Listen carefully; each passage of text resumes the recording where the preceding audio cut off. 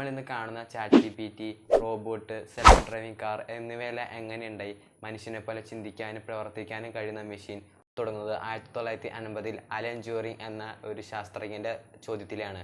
Can a machine make things? 1956-ൽ നടന്ന കോൺഫറൻസിലാണ് AI എന്ന പദം ആദ്യമായിട്ട് ഉപയോഗിക്കുന്നതും അവിടെ നിന്നാണ് AI ജനിക്കുന്നതും. 1960-70 കാലഘട്ടങ്ങളിൽ AI പ്രോഗ്രാം ഉണ്ടാക്കി.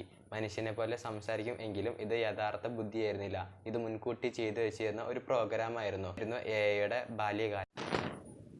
1980-കളിൽ AI വിൻ്റർ കാലം ആരംഭിച്ചു. അതായത് AI മേഖലയിലുള്ള റിസർച്ച് കുറഞ്ഞു എന്നാണ് ഉദ്ദേശിക്കുന്നത്.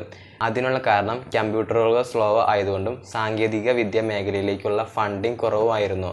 എന്നിരുന്നാലും ചില ശാസ്ത്രജ്ഞർ ഇത് വിട്ടുകൊടുക്കാൻ തയ്യാറായിരുന്നില്ല.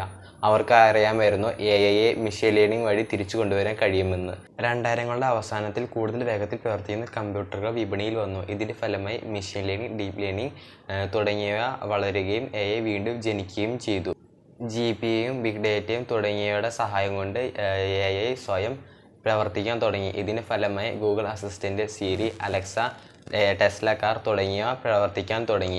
മെഡിസിൻ, ബിസിനസ്, ഗെയിം തുടങ്ങിയ മേഖലകളിൽ AI വളരെ വലിയ വിപ്ലവമാണ് സൃഷ്ടിച്ചുകൊണ്ടിരിക്കുന്നത്. 2020-ന് ശേഷം AI ഒരു പടിയും കൂടി വളർന്നു.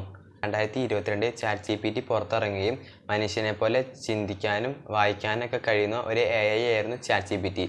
പിന്നെ ഫോട്ടോ, വീഡിയോ, സൗണ്ട് എന്നിവ ജനറേറ്റ് ചെയ്യുന്ന AIകളും ഇപ്പോൾ AI നമ്മുടെ ജീവിതത്തിൽ വളരെ വലിയ മാറ്റങ്ങളാണ് ഉണ്ടാക്കിയിരിക്കുന്നത്.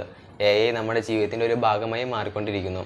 School, medicine, business, YouTube, game തുടങ്ങിയ മേഖലയിൽ AI ഒരു സ്ഥാനം ഇപ്പോൾ തന്നെ ഉണ്ടാക്കിയിരിക്കുന്നു.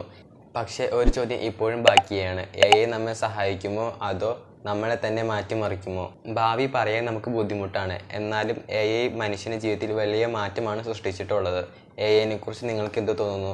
നിങ്ങളുടെ അഭിപ്രായം കമൻറ്റ് ബോക്സിലൂടെ അറിയിക്കുക. ചാനൽ ആദ്യമായിട്ടാണ് സബ്സ്ക്രൈബ് ചെയ്യുക.